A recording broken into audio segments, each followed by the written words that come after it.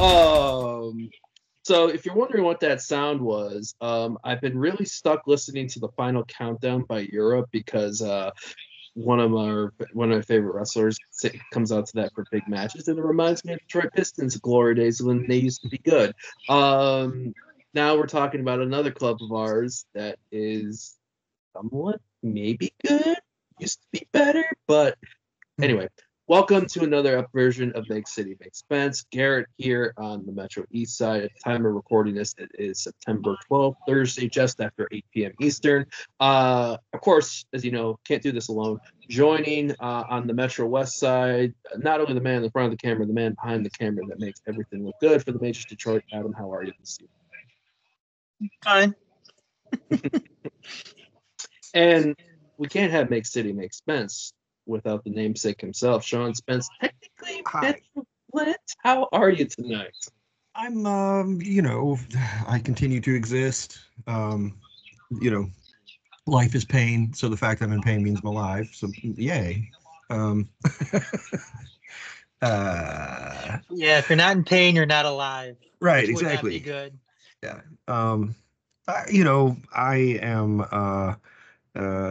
I am a person who encounters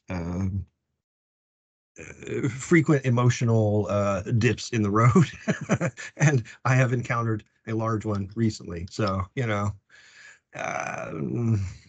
fine. I can empathize, man. I can empathize.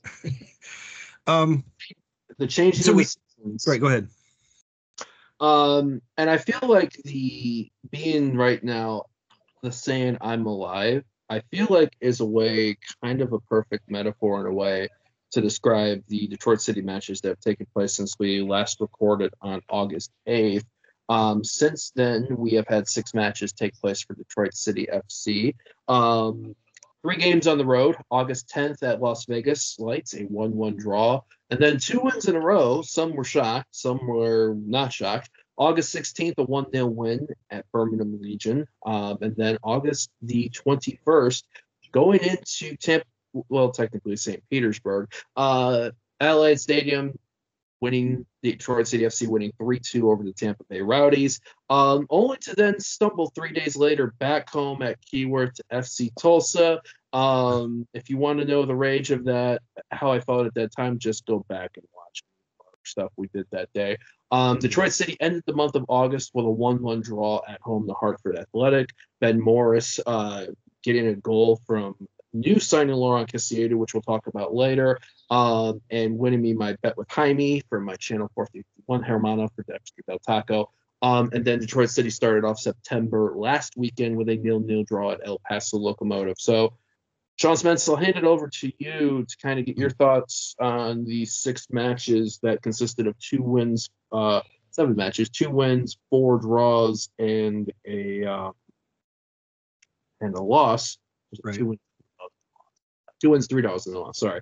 Why don't we, I suppose, start off with what's your thoughts and how are you feeling on maybe some things that you liked during that run? Well, these last 6 matches to me are kind of like one of those foreground illusions where, is it a melting candle or an old woman's face, or, you know what I'm saying? Like, it could look a little dismal if you're in a certain mood, or it could be like we're just trembling on the edge of being pretty good, looked at from another angle. So it's difficult really to know how to assess this. The 2 wins were distinct types of wins. We got a goal against Birmingham. They created quite a bit against us, and we were able to kind of fend them off. They were very frustrated by the end of the match, and kind of it got super chippy. Then we went to Tampa, and it looked like maybe Danny had rotated a little bit at the beginning, and we didn't have a good first half. And then we came out and really dominated the second half, if I remember right. Unless I'm thinking of, a completely different match, but which is possible. I do that. And then, the Tulsa match is just, you just came out and had a stinker. Like, they were down a man for half an hour, and we didn't really look like scoring at home, against against a team that's just really, not very good by the results they put up this year. So, right there, 2 matches in a row, you're like, who are you? Which one are you? The good things I saw, the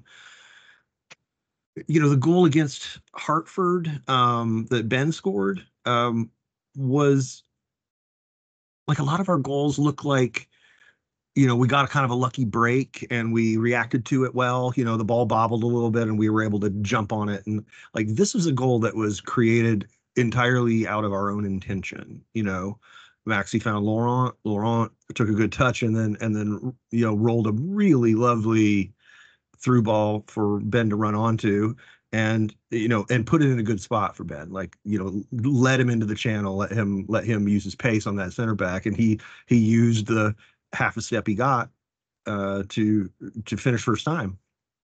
Every bit of it was intentional. It's the way we're trying to attack. So, I thought that was really encouraging. And then, we went on the road to El Paso and showed very little of that. Didn't really create much at all. So I really have been kind of haunted by this article by John Morrissey. He talks a lot about City because we're the most active social media group in the league by a wide margin. And if you're trying to get people to click on your stuff, if you include Detroit City, that means there's about 250 people who will automatically click on it, right? But he doesn't go deep on us very often. He'll kind of be like, this shape is different or whatever. But he went deep on us. I don't know. I think about a month ago, maybe, in one of his columns, and his subject was something we kick around here a lot, which is how are we so frustrating offensively? And his answers, coming from the data, were that we aren't that bad in the final third. That we get good touches, we get good touches in good places. Given the places we're getting the ball, we're getting a reasonable amount of shots for the amount of touches we're getting in those spots. So that stuff, like, basically, by his estimation, our offensive efficiency, it's fine. It's in the middle third that we are one of the worst teams in the league. That we routinely turn over the ball in the middle third under, little duress, essentially. And, that is a question that I've had in my mind for most of this year, most of last year, like, what is breaking down? And, as the week after that article came out was, I think, was when Maxi got rested for the first time.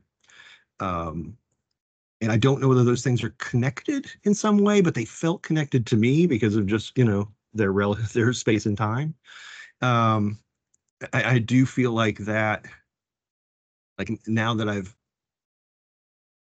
I'm looking for that, I'm seeing it a lot. I don't know if it's because I'm looking for it, but I do see a lot of, we don't have a lot of midfielders who are good at taking one touch and moving the ball along, Right. or playing one touch through tight spaces. Our guys are just not that clean on the ball. Lai can do some amazing things dribbling, but he tends to get stuck on the ball. He doesn't, he'll start creating things and it's hard for him to get the ball out of his feet and move it on sometimes. And Maxi has a lot going for him. He makes really great decisions attacking the ball. He provides a lot of work rate. But I feel like, okay, so I'm a person who struggles. I think I've talked about this before, where I don't like saying things the same way twice, So if I preview something funny, then I have a hard time doing it again. Like, well, I already did that. You already laughed at it. I'm not going to do it on the podcast now. Like, what I'm saying? And I think there's a little bit of that in Maxie's game, like where he never solves the problem the same way twice. He doesn't want, like, he'll find out he can beat somebody a certain way, and instead of just relentlessly pushing that dude's face in the mud and be like, this is all night long, okay, I'm going to beat you this way until you show me you can't handle it. He's more like a cat. He's kind of curious, like, wow, okay, that was fun. Now, is there another way I can beat you? Is there a different thought I can bring to this? And, it's really when he's confident and in that mood, that creativity is amazing. It makes things open up that you didn't expect or didn't see in the moment.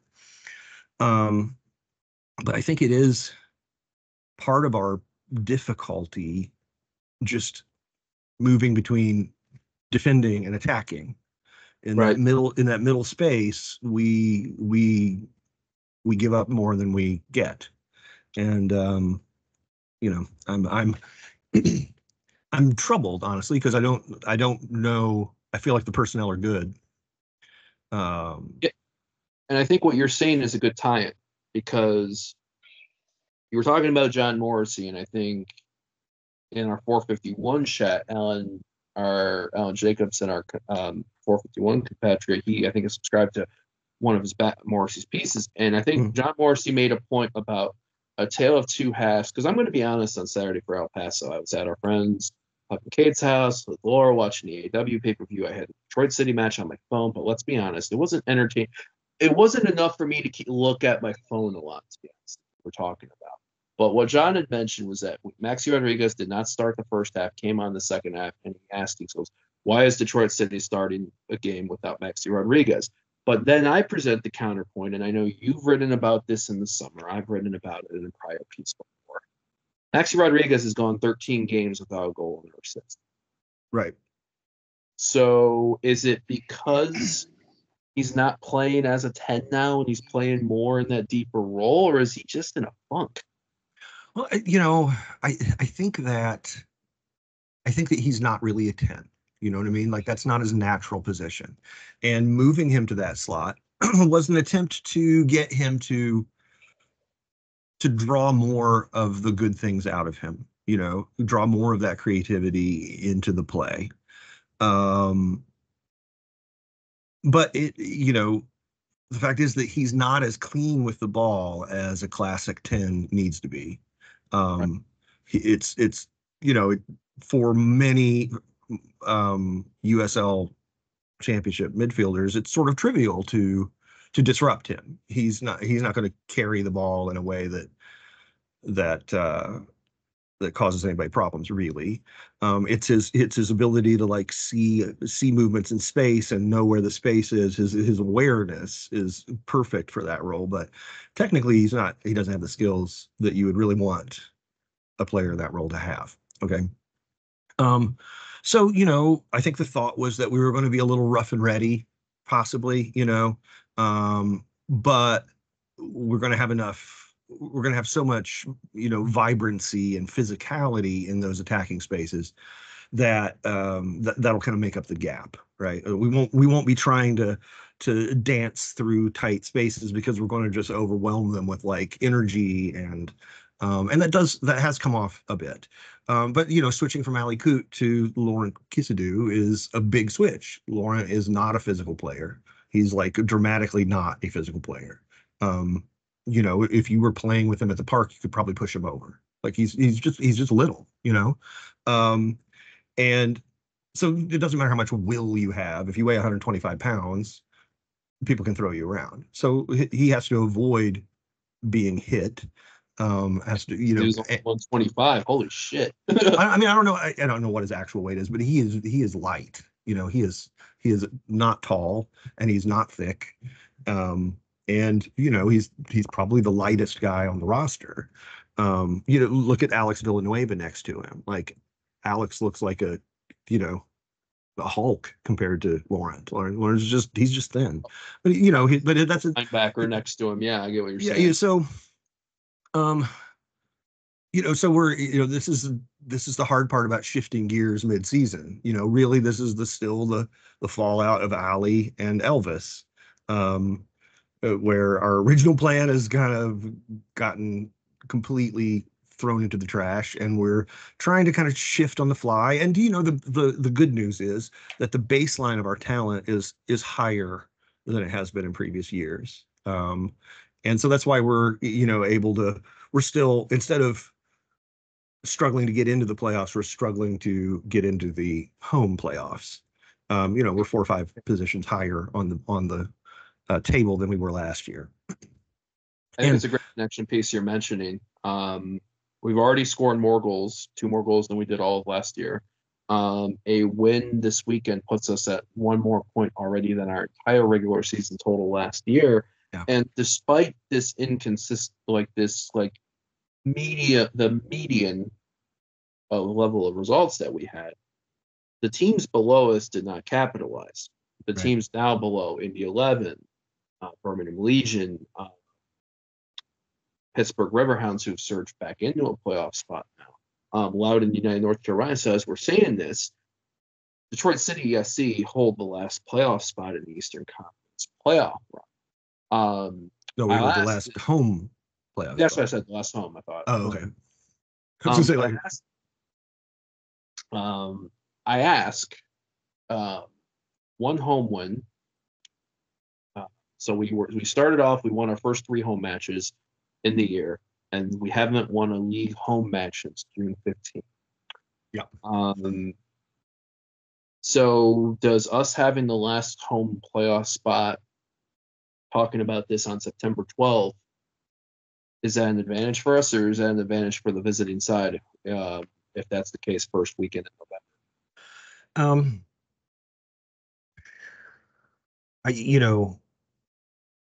I think that the emotionality of the playoffs, honestly, I think the reason we're bad, I think these are related things. The thing we just talked about with the midfield problems and Keyworth, because Keyworth is a bandbox. It is the smallest field in the league. And that means our midfielders are dealing with a lot more congestion, which I think that Morrissey's piece and the numbers indicate we are bad at dealing with. So, would it be better for us to drop down to 5 and play, Birmingham or Indy on the road? Maybe, kind of, just because it'll suit the way we play a little bit more. But, the stated goal from the beginning of this season was to get a home playoff match. So, I think that we want that, even if it makes it a little difficult for us. I mean, we're already starting the process of putting together next year's squad. There's 7 matches left. This shit never stops. There's no off season. Like right now is time to plan for, who you're actually going to have in camp next year. And so there's a lot of, that's why I feel like kind of like Jesse El Cedeno, maybe he's had his shot and that's it. We're seeing less and less of him. He's not getting dressed now. This is the guy they acquired from Oakland. And he had some promising moments, and he's left-footed, and okay, cool. But we haven't seen a lot, and I have a feeling that he was brought in to kind of figure out, can he help us this year? Could he help us next year? And now the fact that his playing time's going down, it's like, okay. And I have to, we're looking for someone to bring what Ali was supposed to bring, someone who maybe could fill the role that Maxey was filling in the beginning of the year. And that's why Lauren is here. We're going to kick the tires on him. I'm guessing he wasn't real happy where he was, and they weren't super, they clearly weren't relying on him because they were perfectly willing to loan him to us for 6 months. So that's, that'd be a conversation we'd have in the off season about what do they want for him or whatever, if we want to keep him. So, it's difficult to assess, I think we're going to be fine. I think we're going to have a playoff game and maybe 2 if we, but the fact is that Louisville City are really kind of dog walking this league. And we're going to have to go through both of them and Charleston in all likelihood to get to the cup final. And at this point, I just don't see how this team does that. So, we're already starting to kind of feel like, all right, well, playoffs, you got a puncher's chance, but this is where we are this year, and we need to get better for next year. Adam, I know, floor over to you to see if you had any questions you wanted to ask. It's interesting what you said, Sean, because when Garrett asked that question as to whether or not, you'd rather see City play, on the road as opposed to playing at Keyworth. At first, I thought it was a little bit of a ridiculous question. Sorry, Garrett. Because it's like, yeah, of course you want to play at home. You're going to be playing against you're playing at home. You're playing against a worse opponent, and it's not like you are, you're down at 6 and having to play, or 7 and having to play Charleston, or you're at 8 and having to play Louisville or whatever. You know what I mean? But when you brought up the notion of Keyworth's dimensions and it not suiting our midfielders very well, I mean, it makes a lot of sense. I mean, you never really see any team that's, like, okay, well, we're going to play for 5th instead of 4th or 3rd.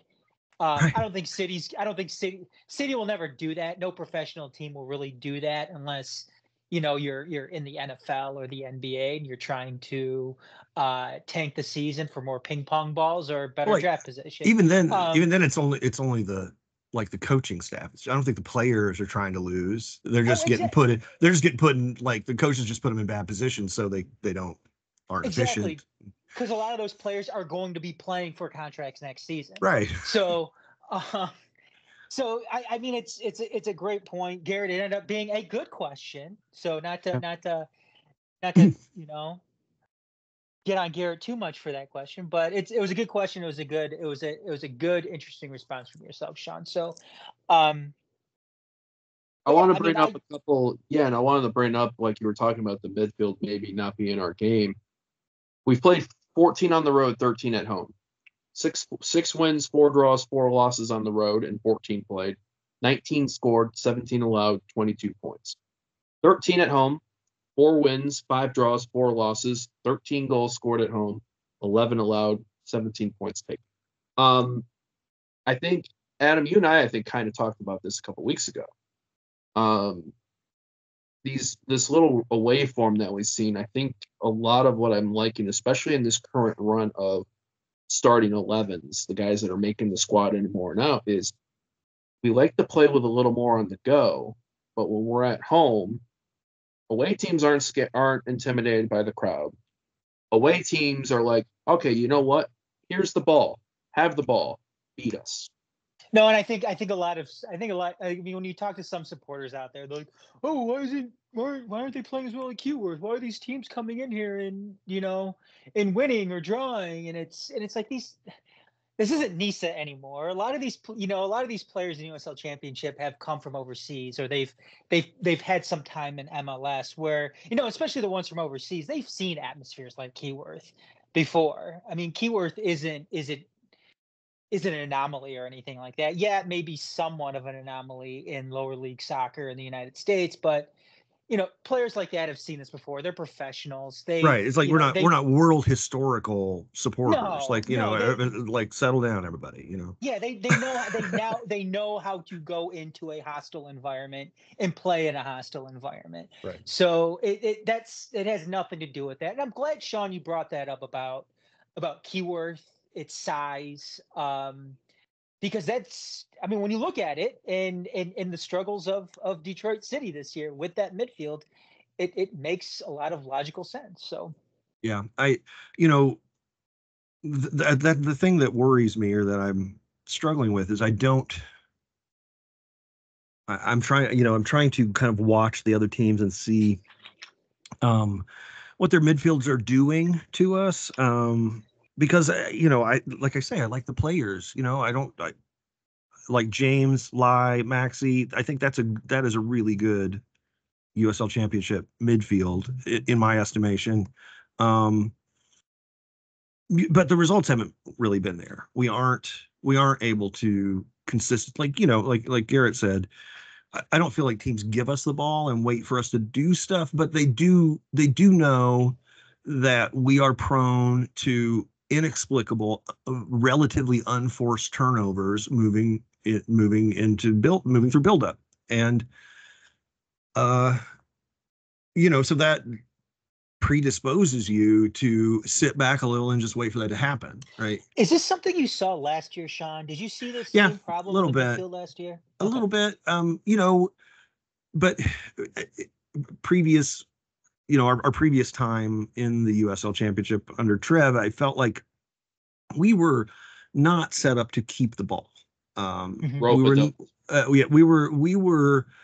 We were very confident in our ability to relax back into a block and make it difficult to play through us. And that most of our offense was created on the moments where we turned the ball over on them. And that we would invite pressure on, like, as a stratagem, so that we didn't have to do all the intricate buildup and offensive creativity stuff that was just beyond us. Like, we never showed that we could do that. So I think that changing that basic orientation is like longer and harder project than we'd hoped, maybe. And yeah, I think that just the change in our orientation has maybe asked more of different parts of guys' games than we've seen in the past. And that what we found out over the course of the season is that, okay, we're going to have to adjust this a little bit. And sadly, I love Maxi Rodriguez. I love that man. I think he is, I think he's a fantastic player. I think he's a great member of the community. I think he's fucking hilarious. And just like, have a sick sense of humor to be a Cowboys fan, but I just, I am a weirdo, and so I have a lot of time for fellow weirdos, and I feel like Maxi's a little bit of a fellow weirdo, but at this point, a lot of the signs are pointing toward needing more out of him, or needing more out of that position, in a way that, like, kind of makes me sad inside, makes my stomach hurt. Because I don't really want to, like, I don't really want City to move on from Maxi, deal him to San Antonio, and whatever. Like, but I think that's going to be an assessment they're going to have to make, and they're probably busy making right now. And I hope he can show them. Now the other option is that you just use him differently. You put him back in the 8 and let his energy and his creativity express itself the way we kind of have always done, instead of saying, okay, no, you're going to mastermind the offense, and have him be the extra guy everywhere. So I don't know. I mean, it just worries me. I would really like a player like Maxi, sort of like, Stephen Carroll, or my favorites. Like, I want them to just move from strength to strength and never to have to worry about the other possibilities that are always lingering in sport. We're talking. Sean, I don't know if I answered your question. Well, Sean isn't looking forward to life after Maxi. Yeah, and I understand, like, time's undefeated, and I really hope I live long enough to see the end of his career, right? Like, I mean, I'm 55, so, like, I hope I get to see Maxi retire. I just, that reading that piece from Morrissey and kind of I went back that night, like, watched the last match, and was like, and I've had that thought in my mind watching City these last couple matches, and it's like, okay, yeah, I am seeing this, and I don't like it. It's like when one of your friends tells you, like, tells you something about yourself you wish you didn't have to know. You're like, oh, I do that. Oh, shit. That's how it feels to me. So One question, you brought up originals, and you talked about Maxi 30 years. You just talked about Stephen Carroll. I got to talk about another original, Nate Steinwasser. We've been seeing more and more and more so for Carlos Saldana, with good reason. Great performances are withstanding that, are showing that. I think the last start Nate's had in this run was the one game I think we lost, which against Tulsa, we made, I think, too much rotation in that. I think that was I called it the disrespect Tulsa lineup. And Aaron Bibu said, "Hey guys, I missed you. Here's a goal." Yeah, I mean, it was. Well, I need to go back and talk about Aaron Bibu, because that was the I kind of stopped writing at that match, and I have not started again. And I am going to start writing again, but that match really was incredibly frustrating to watch. And we had Aaron Bibu. If y'all don't remember, he's somebody we loaned in at the end of last year while we were trying to make a playoff run. He's a big, tall target striker, like a teenager at the time. I think he might be 20 now, 19 or 20. And he didn't look great. He didn't break into the lineup. The other guys didn't seem to vibe with him. And off he went, like, at the end of the year. So what became clear over the course of that Tulsa match, was that it seems like maybe they fucking hated Aaron Bibu. Like, there was obvious beef between Aaron, and especially Devin came on at halftime. Devin and Steven like split the match, right? Yeah. And when Devin came on, like, Steven and Aaron had gotten into it a couple of times, and like Aaron was clearly highly motivated, right? The kid kind of slumped and glumped around, Detroit for 2 months without looking like he gave much of a shit, really. And then, so when he started against us for Tulsa, he was, I think, intent on showing that was not who he was, because he was extremely highly motivated. He went into every challenge like he was ready to fight. And so Devin came on at halftime as if he were going to personally straighten this kid out. And they had like a vendetta of 45 minutes against each other. And the kid is big. Like, he's the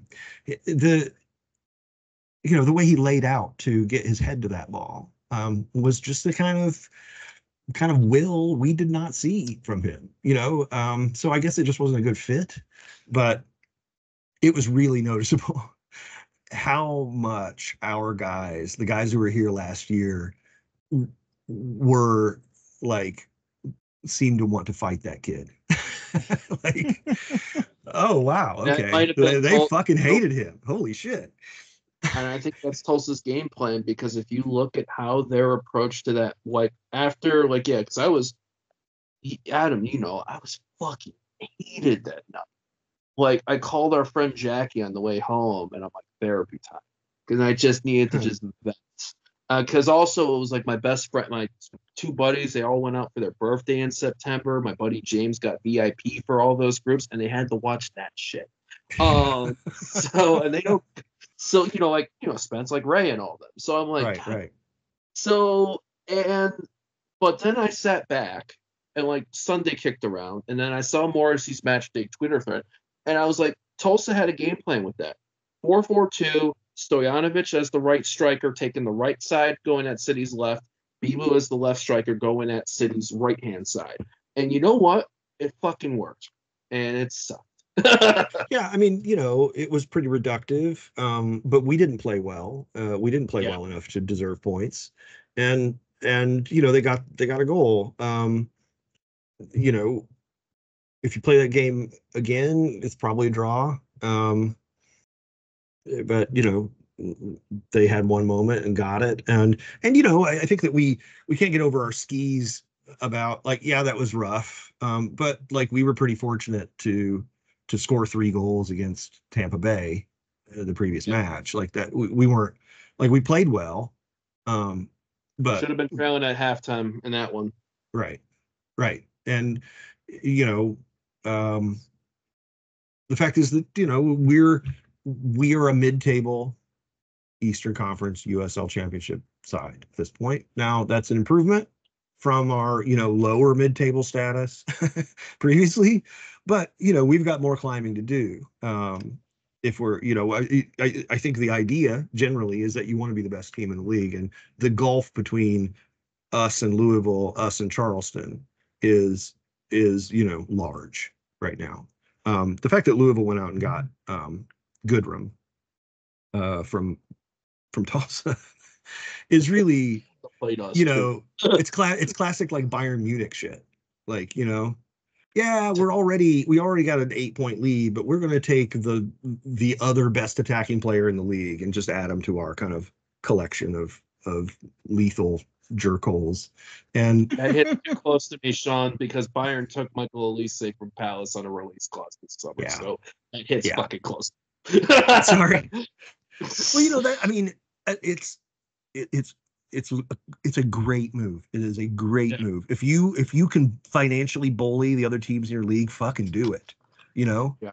And that's like, they're like, Tulsa's got some money problems and they're not, it's not turning out this year the way they hoped. So maybe they have some. Let's just let's give them some money. We've got plenty of cash, and they need the cash, and we'll take their best player. Won't that be fun? Let's pillage their roster and just right. Get better. And so you make yourself stronger, and the other team's weaker, and it really is impactful. Now the fact that we're not in a pure league system in the United States means that we don't have to be fatalistic about it. Like, yeah, they're going to run away with the Eastern Conference, probably, but at the end of the day, they're going to have to win 4 one-off matches in a row to be champions. And I think we are a team that could give them a game if we played well. If we don't play well, then they annihilate us like they did last year in the playoffs. But if we do, like, it's a close match, and like, so we don't have to beat them over 34 games because of the stupid way we set up sports in America. So cool. Like, we don't have like, I mean, if we were looking at Louisville and we're thinking, okay, well, we have to, the only way we're ever going to get any trophies is by putting together a roster that can put up more points over a 34-point season than Louisville are, that is going to be difficult. Like, they are financially on a different level than we are. They sell legitimately 10,000-11,000 tickets to matches, and those tickets are more expensive than our tickets. They, and their owners are incredibly wealthy and willing to put that personal wealth to work in the club in a way that our wealthy guy is not. Like, and it's fine. We don't want him to, because we know what comes with that. But it is a factor. Like, we're not going to go to our owners and go, we'd like to bump up the payroll by 40%. Can we do that? Like, no, you can't. Like, we've got the revenue streams we have, and that's what we got. So we're not playing exactly the same games in some ways. And the good news is that because of the way leagues are set up in the United States, we don't have to despair because of that. We don't have to somehow overhaul Man City, who are going to relentlessly win at some point, are going to win like 20 matches in a row every year. So that's the nice. Funny thing you were mentioning about with Philip Goodrum, you're talking about that move. I decided to take a look at Louisville's all. Guess how many times Goodrum has started for Louisville since he's joined? I don't think he started at all, has he? Correct. Yeah. I mean, like this is really just insurance for Playoffs. for Harris and another piece, like something like it's really like they're at that level where they're kind of buying luxury players. Like, this is maybe the best striker in the league. We're just gonna sit on him, Now none of you have him, I mean, like because like if we get Philip Goodrum, that's a disaster for Louisville, right? Like if we're suddenly like once again have a powerful, high pressing, like we could go back to the Elvis model if Philip was starting for us. And I think that would immediately make us much better. But I mean, he's expensive, right? There's a reason we didn't get him. And we just don't have that cash. We can't go, well, would $250,000 make you feel better? We just can't do that. Right. So, real quick before we get into the last three, because we were talking about players, it sounded like we have a mostly healthy squad, but obviously we haven't heard a lot of things lately. Part of that being our one main beat writer before has now taken a nicer gig with the writing for the Lions. right. No one, I mean, if you can be an NFL beat writer, be it. Like it's yeah. the best gig. It's the best one. It's better than basketball. Yeah. It's better than baseball. It's one game a week. It's fucking great. Anyway, good for Nolan. But yeah, so he's got that going. He's got that nice shit dig done, and so we haven't really heard as much shit. And so Abdi Salim, because you were talking about Jason, and you were thinking, make me think of that because Abdi Salim was brought in June. Literally within 3-4 hours of landing in Detroit, he scored in a fucking friendly against the Liga side Pumas, and then was in line to start in the end of July, but then back spasms flared off, and then he has literally gone off the fucking grid. Haven't heard anything. Have you? Yeah. So there's one or two things going on there. Either it turns out he's real bad, but I doubt that was the case. I don't think Orlando is probably not getting any financial give from us for this loan. So letting him out into the universe to advertise he's bad, I don't think they would probably do. They would more likely float him around during the off season and see if somebody will, give him something for him. So I mean, the fact that it was back spasms, that makes me think that he just has a back problem. Which, like if you don't get it figured out, it can end your career. But it is odd that he's not listed anywhere, that he's not been in the 18 at all, that we haven't seen him in training videos. I have a feeling he's back in Orlando. I have a feeling he was alone. He got some sort of difficult to treat longer term injury, and the club that owns him was like, well, okay, we're not going to leave a minor league team to treat that. We're going to, Orlando has a lot more money and resources and a better medical team and all that. Like nothing bad about Mo. Like she's great, but they have like 7 of her. Yeah, that's what I'm guessing. I really wish, and I don't want to. I'm about to say this, and before I say this, I just want to say, Garret, I really love the work you're doing. Okay, brother, I love it. However, I wish that our club were a bit more devoted to transparency in these matters. It would not be that hard to once a week write a 4-paragraph story that says, here's where everyone's recovery. Here's what's going on with these players. Like, just kind of like, we're gonna keep you updated. Now I think that they have gotten used to Nolan doing that. And before then, kind of I did that, but like my life has changed. I don't have time to get down to Detroit and watch practice anymore. Which is how I always got that information. You go to practice and you're like, yeah, we're so and so. And you're like, oh, okay. Like, it's not like they have ever been super forthcoming. Like, you had to go and ask them, you had to go and say, hey, like, why is so and so not here? And they go, oh, okay, and then they tell you the whole story. Um, and so I guess, what I'm saying is I hope that at some level they realize that this is the kind of drip feed of information that keeps people really in tune with the team. And I feel like our public pronouncements have started to become like NFL-ish.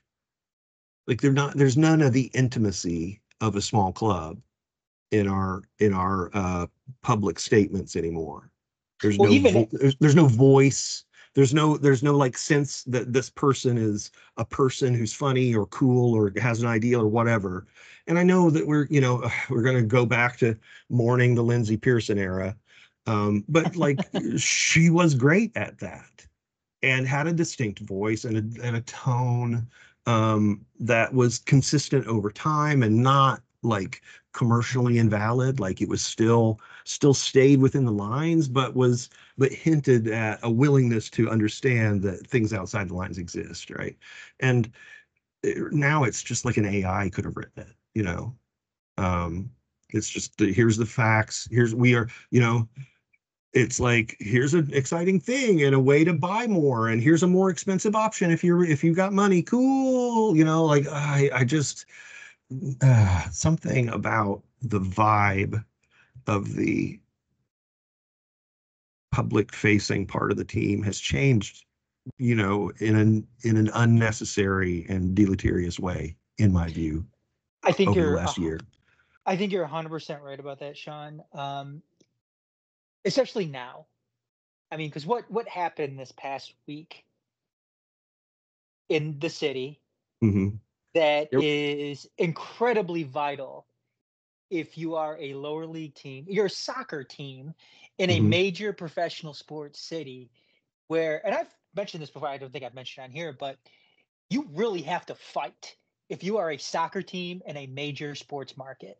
You have to Right. fight to keep that notoriety, to keep some eyes on you. And what Right. happened this past week? The Lions started. The line The started and like the I mean, biggest team in the city of Detroit. The right. Detroit Lions started Biggest their team in the NFL currently right now with that wave they're yes, riding. Right, yes. exactly. I mean, the Lions are in a position where if things go right for them over the next couple of years, they're looking at like kind of being the 90s Cowboys for a little Yeah, stretch here. You know what I'm saying? exactly. Like becoming kind of America's team and all that shit. Like, Take Yeah. that, so Maxie. you're trying to Uh, make money in that market where they are just like absolutely hoovering all the eyeballs and all the dollars out of the entire, metro area. Um, and that never was that much of a challenge for City previously because we were not like a generic placeholder team. We were very distinctly what we were, and I fear that we have become much less distinctly what we were. I couldn't agree with you Um, more. And it's not just that too. It's the Tigers now in a playoff race. It's right, you've got college football back. Michigan State are back, and they're always going to garner some attention. But right, you're right that there was a distinction before about City, and now it's not really there. And yeah. you know, I you mean, talked you talked about the transparency surrounding injuries and keeping people's attention through that. And like you said, that's something that's not hard to do. And you don't even have to be super descriptive about it. You could do the NHL thing where, oh, right, it's a lower body, it's an upper body, and they're going to be out for 6 to 8 weeks. Just something. like Just to okay, to keep the me, people's attention. like I don't feel like okay, so before I go into this, I do want to say that like if anybody from City is listening, you could probably hire me fairly affordably, okay? um and I would do tell them this that. work. Don't tell them that. um yeah, well, I'm just saying I would do this work, okay? I'm not going to run your restaurant, but I will give you a point of view and a voice for the Okay. public. The the like I feel like the problem is the storytelling. The problem isn't the story. That I feel like but you have to really get into, like, you have to portray the personalities and the details of the preparation and all that stuff. Like, and I'm making it sound kind of, it's not really that hard. You just kind of have to be writerly and like be willing to to tell the full story and not just the kind of stripped down for basically what it feels to me like we have taken the model of like a game story, of a classic inverted pyramid game story where you're trying to like just hammer the facts right away, and then you kind of you can gradually broaden it into context and all that later on. But all of all the things we put out tend to be very brief, so we never really get past that first little fact thing, and it's boring. It's like, it doesn't, you like using an exclamation point doesn't make things exciting. This is the third draw in a week for City! Exclamation like, Hooray. okay, like, and so like, okay, so to me, like the injury piece, but here's how I would approach it, is that everyone gets injured. Okay, you are constantly looking for ways to connect to your team. You want people to connect to your team emotionally. You want them to say, "Oh, this is I get this." You want to basically cover your outer boundary with access points for different kinds of people. Okay, that's how I think of it. And injuries could be an access point. Everyone gets injured. If you've tried to play sports at all, you've gotten hurt. You've had something, you've had someone step on the outside of your ankle and you could barely walk for a week and a half. And or you've tried to block someone across and successfully blocked it and pulled the shit out of your groin because it like yanked your leg back. You've hit your head on the post. You've done like, so when you're talking about injuries, like you just have to be a little more detailed and a little more descriptive, and suddenly you've created another access point for people, right? If you talk about how an ankle injury can be unpredictable, and how the treatment for it is kind of grinding, the treatment for a bad ankle usually is like slush buckets, which is not fun, right? Sticking your foot in a below freezing bucket of water it sucks. But when you're done with it, you can run around for an hour and you kind of don't feel anything. And like, so there's a lot more texture to that, 2 paragraphs than, continues to suffer from an ankle injury. And like, so take that kind of like slight increase in depth and detail and just do it through all of your communications.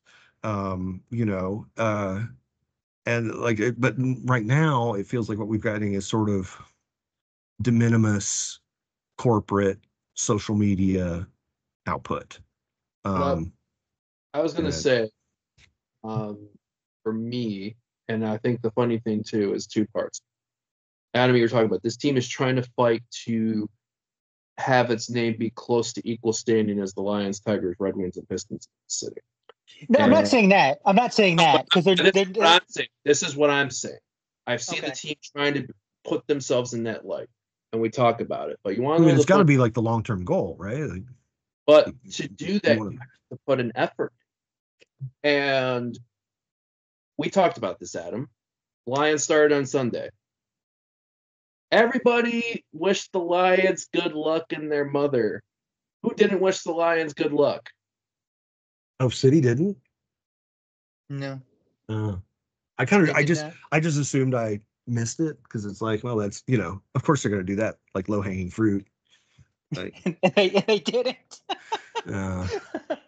I mean, again, it's like you said. I mean, it's low-hanging fruit, John. That's like you said. It's not even the, hey, our Capitol Park shop is open. Come by and see us before going to the Lions. They didn't even do that.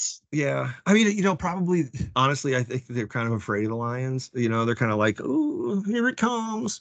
And I don't know. I maybe not. Maybe, if they're my a business competitor. It's possible. Well, like I feel slightly differently about that. Like I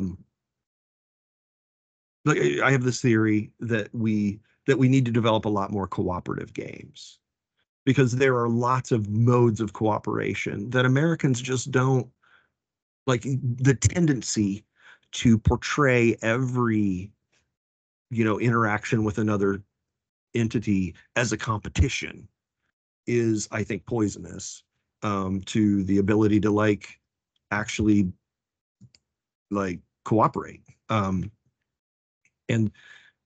I do feel like there's a lot of room. Like, we are not direct competitors with the Detroit Lions. We're not. They didn't even play on the same day. Yeah, we don't play on the same day. Like, we should be there. Like, at this point, we should be their little buddies. Like, that's the reality of the thing. We're not and just lean into it. You're not so fucking big time. You're not gonna be on that level. Like, you're just not. The NFL is a titan in the world. Like, the Lions would be immediate if they were a football team, if they were a soccer team, given their economy, they'd be one of the top 25 teams in the world, right? And they're, number 8 in the NFL or something like that, in terms of money. So, the NFL is a different beast. We are so far down from them economically that we can afford to, do funny shit with them and be weird and kind of be goading them into being fun with us. But instead it feels very hat in hand, kind of could we do a cross promotion, sir? Look, I don't know. I'm kind of ranting at this point, so I'm going to pull it in. But yeah, I am discouraged by the sort of what comes out of the club apparatus right now, what we're hearing. And I get that, yes, the stadium is a huge project that is, it's taking over Kevin's life, certainly. It's probably Todd's, and definitely Sean's. Yeah, I'm sure surely Sean's. I mean, Sean's doing 4 press hits a week about the stadium now. So, there's a lot of work to be done there, but at the same time, I just, I suspect that what's going on is they have too few people they're paying too little money, and those people are massively burned out because they've been on their grind nonstop for 8 months, and when they collapse, City has no plan for who's going to fill in the gaps, because just that's kind of how things have run. Now I'm hoping I'm wrong. I'm hoping that there's, I know that we lost our social media people, right? Isn't that right? Didn't one of the women leave and the other one Well, we lost one who unfortunately had it was a visa issue, and I don't think we filled that, and it was a short term. And again, the point is, it's you've known this because you've worked with the club in multiple levels on there. Adam, you've been you know it from the supporter and in the supporter communication. I know it from, helping Sean out at Clubhouse through the years and other things in that. It is a model of 2012, I think, still exists in this club of do as much as you can with very little. But here's now the problem. This isn't a game where you're playing 2 months a year. You're playing now with multiple sides, basically a year-round fucking operation. Oh, absolutely year-round. Yeah, especially now that the women are playing. Oh shit! Women are playing the winter. We are really. It's 12 months a year. Now the women, to our recent interviewing, Dave Leahy and all that, they got their shit together. Yeah, they do. Them. And absolutely, and they're giving me the joy and the hope. But I'm looking at all of this, and I'm seeing okay, there's all these different things right now. And you mentioned, yes, our mouthpiece is now fully on stadium duty. But yet I look at this club situation. You are in the 2nd division of the United States soccer pyramid, which is much, much bigger than what it used to be. And yet you are running with a skin operation. You don't have an office manager, which means that all your different departments are basically running around like fucking heads cut off. Well, everybody's probably having a weekly meeting with Todd and Sean, which are probably getting pushed now because they're getting overwhelmed. don't, You know, I yeah, mean, you don't. I'm sorry, I just smacked my microphone as I was doing a hand gesture indicating like turnover, but like the it is difficult Yeah, to communicate how difficult it can be because like it's really easy for us to say you should have this, you should have that, like, but we're spending other people's money, right? Like the fact is that like everybody who works for City is kind of taking a like they're taking a little haircut on the amount of money they're making because they believe in the project, right? Um, which means it's not easy to hire people. yeah. Because you're going to people and saying, I need a full-time social media manager and we got 35 grand for you. And they're like, what? I have to live in Detroit. Like, what the fuck are you talking about? Like, But you want me to work yeah, 55 hours a week and be the face of your organization? And you want to pay me like, what an assistant manager at Domino's makes, like, come on.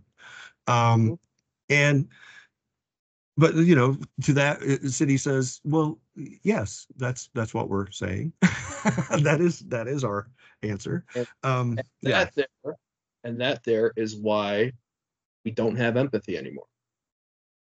The empathy to sympathize with self-inflicted choices yeah, isn't really there. yeah. I have and maintain personal relationships with all of these people, so I do not like. I think people sometimes are like, man, you let it rip on that show, but I don't. Coming from love. Yeah, I don't. I'm not here to, there are things I could bring up that I think are a little contro in the way the club is set up. Things that I think look a little contro to people who are coming from the rest of football to City. They're kind of like, well, oh, okay. But um, I love the club, and I don't want to. I'm trying to give them the chance to straighten out uh, the kind of difficult situations they've got in the front office with personnel. Like they just need more people, frankly. And it's not, those are hard hires, I think, if you're not paying well. Right. What was the name? Jose Bosch, you know him? Yep. He's a Michigan guy. And I don't know if they ever reached out to him, but I also have a feeling they probably felt like they couldn't afford him, you know? Um, 'Cause he's a pro. because He's a he's a pro. pro. And he's going to come in and say, look, you That's it. know, I need this much money, and you can either say yes and you got me, or no and you don't. That's it. Um, he's not going to give him a cut, not going to be like, well, I usually, I've been making 80, but 35 sounds fine, you know. Um, so it's I I I hesitate to even talk about the pronouncements and that all of this that I've brought up here. I really have been chewing on it for a while and just don't bring it up because, like I say, you're spending someone else's money. Yeah. And uh and like I know the people doing the work and I love them and want them to thrive. But I also feel a certain like loyalty to the work itself, and just want it to be better. I've started watching Welcome to Wrexham again, and I've talked about this before. Like that seems like the kind of thing that you could do, and that you could probably get somebody else to kind of pay for, right? Where you Yeah. could just find the right creatives and I'm saying just like that would be work. And that's why it's not happening, right? Like, because we're busy trying to like put together the biggest, you know, development currently going in the city of Detroit now. This has gone beyond a stadium now. We're talking about like housing units and light and retail and like, oh wow, okay. So they've bitten off a huge chunk of work. And so honestly, I have a feeling that we're in for some drift if they don't make really good hires in the next 6 months or so, in terms of like, what the product feels like, how what the vibe is. There's going to be, specifics that are just getting missed because everyone's too busy. We got 3 matches in September. We're going to run through real quick. Yeah. So we had 2 teams we just played with 31 points right now. Tulsa, who hold the last spot in the West, we didn't get a win at home. Hartford Athletic, next to bottom, but only a couple points out of a playoff spot. 1 point. So yeah, and they haven't lost for a while. Yeah. So now here's our next 2 matches, both at home. You're playing the team that leads the Western Conference by 10 points in New Mexico United, who's got the 3rd best record in the entire USL Championship. Yeah. It's coming Saturday, September 14th. And then 8 days later, because they decided to put a national televised game on a Sunday afternoon at 3 p.m., you're playing, oh, by the way, it's that same Louisville City team that just picks up great forwards and puts them on the bench. Fuck up. Yeah. Which, by the way, y'all, like I said, Lions are at 425. And we won last year when I wasn't there. So I stayed home. We end September with a trip to Seaside, California, and a Monterey Bay team, while next to bottom in the West, also 3 points away from a playoff spot because it's the Wild Wild West, y'all. Yep. 3 matches. Well, that's it for right now because I feel like we'll probably gather again in the beginning of October. How are you feeling about those 3? This New Mexico Louisville City duo has been kind of looming for a while, right? That both of them started really well, and it was kind of like, oh, that's gonna be rough. I feel like we will be competitive with both of them, especially at home. But I would be surprised if we got more than 2 points out of those 2 matches. I don't. Just our form is not that great, and these are both teams that are like straight vibing. So it will be an upset if we win either of those matches. The final match is against Monterey Bay. They've changed managers and have improved a great deal. And so, yeah, I mean, this is not an easy stretch by any measurement. And the thing I want to point out is that really there's only one team that's out of the playoffs in the East. Hartford is 8 points back of us, but they have not lost a match in a while. Island game, right? In middle of August. Yeah. So Rhode Island. Yeah. They got killed by Rhode Island. But that's their only, they're in the middle of a run sort of similar to ours right now, where they haven't lost much, but they haven't won a lot either. Right. But what I'm saying is like all of, that's 11 teams that are really still competitive for these 8 spots. And, we're in 4th, but we're 1 point ahead of 5th, 2 points ahead of both 6th and 7th. So we could be in 7th, this weekend, and looking at a Pittsburgh Riverhounds team that is 1 point behind us, about trying to push us into 8th. So, we need to get some results here if we're really going to push for a home playoff spot. And I have a feeling that, that idea goes away before October rolls in, that we're going to be roughly where we were last year, I think, maybe 6th instead of 8th. But, we have not shown any sign of being a team that is rounding into form and about to like go barreling down the stretch run.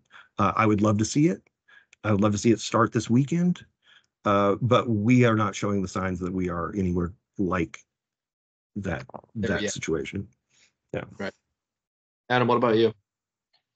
Yeah, I mean, we needed to take more than 2 points these last few We did weeks 3-3. against Yeah. against Actually, no, against 2-3. tough. 2-3. Shit, 2-3. You're right. Yeah.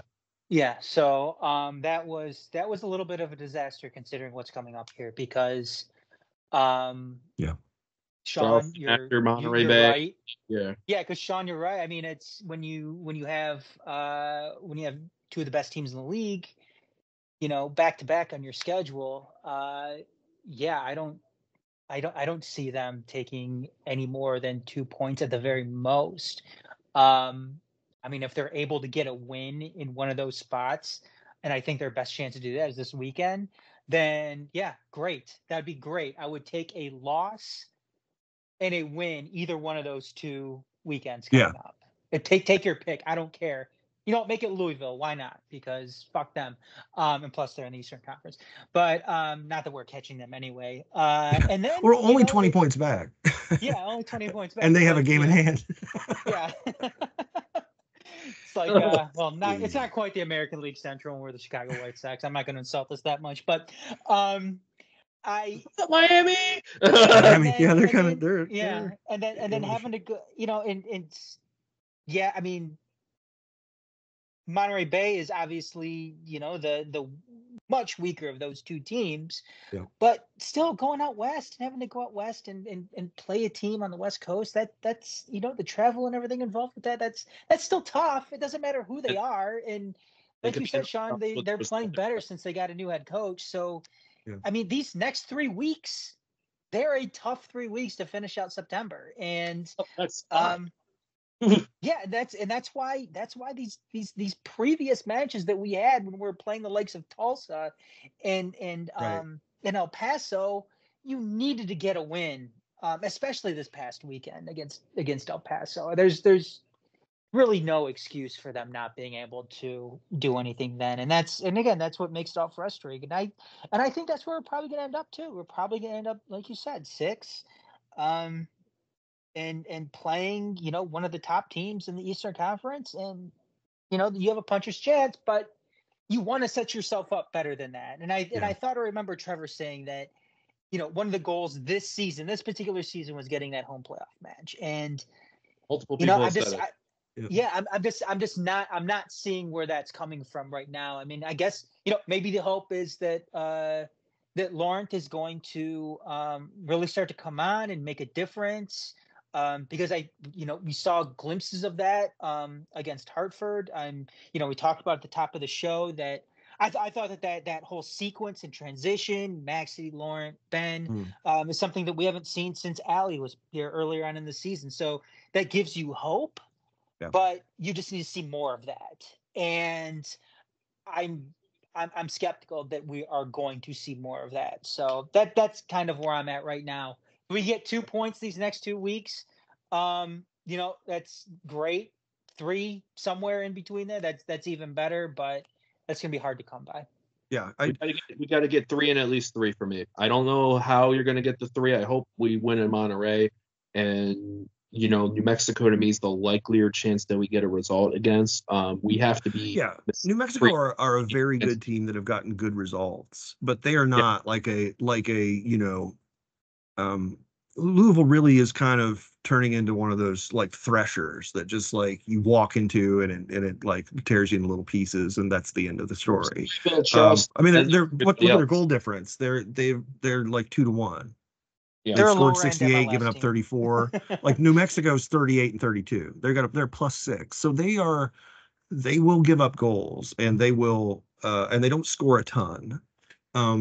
Louisville, like, they're one of those teams that like figures out what's working against you and then just does it over and over and over and over and over. And like, you got to figure out how to stop it right now, because we're not going to stop doing it to you until you figure it out. And that's on national television too, ESPN too. Have fun with that one. So I mean, look, I'm about to have to leave to go do some transport for one of my daughters, but the difficulty is that we had 3 incredibly winnable matches, And like when you talk about winning, becoming a team that wins or that hosts playoff matches, you can't be a team that leading up into playing the two best teams in the league gets 2 points out of 3 matches against 3 of the really lesser lights in the league. El Paso is just bad. Good teams before Huh? that. Yeah. After getting 7 points against a team with the best run in form, and then 2 tough road matches, including Birmingham and Tampa. Right. And see the difficulty here. This is okay. So I'm going to go back to my previous pitch for needing more transparency. Like, okay, so we were all left just wondering what the fuck happened, right? And I read the article title for Tulsa before Adam found a better title. Right. Well, then, like, it shouldn't be that hard to define. Like, you know, I liked Nolan's work. But like this is what I'm saying is that I think that in general sports writing kind of misses this. Like this is a tale that should be more explicable to the people watching at home. If you you kind of understand the personality of the team and the way they're reacting to these things, and you know how they feel about the performance against Tulsa. Like I don't know. Do you know? Like we don't like, because of the new media rules, we can't just go talk to the players directly.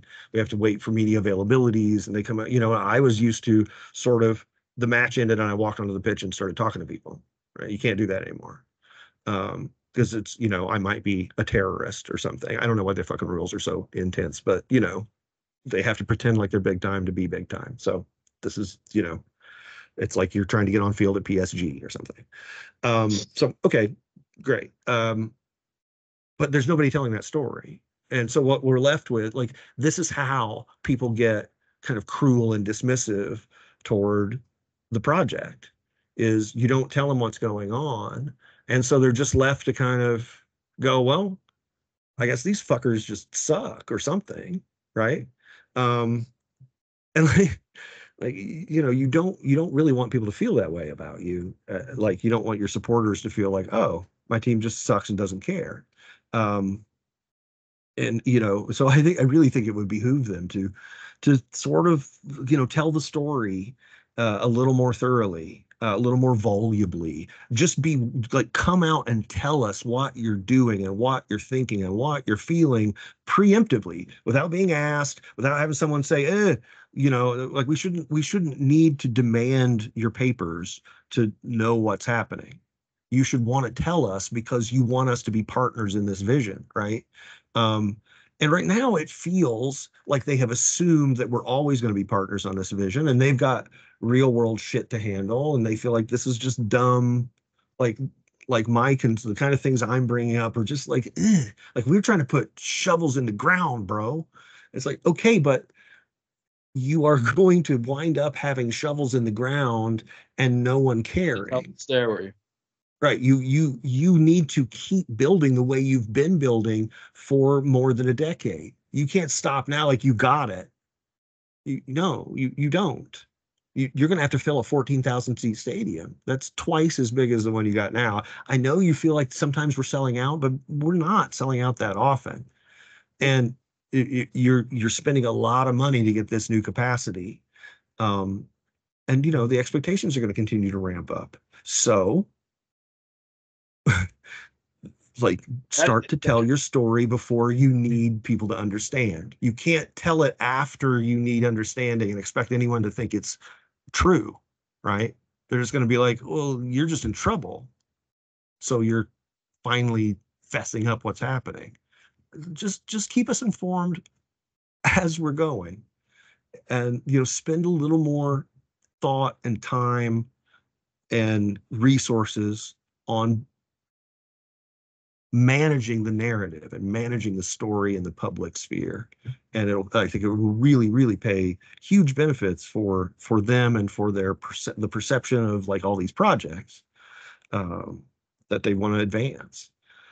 And I don't know. I feel like I'm like, what I'm saying is kind of always be closing, like you always be telling a story, always be telling, always, like you're not telling a convincing story right now. You're just sort of, you got some matches and people show up and what happens and things happen and nobody knows why.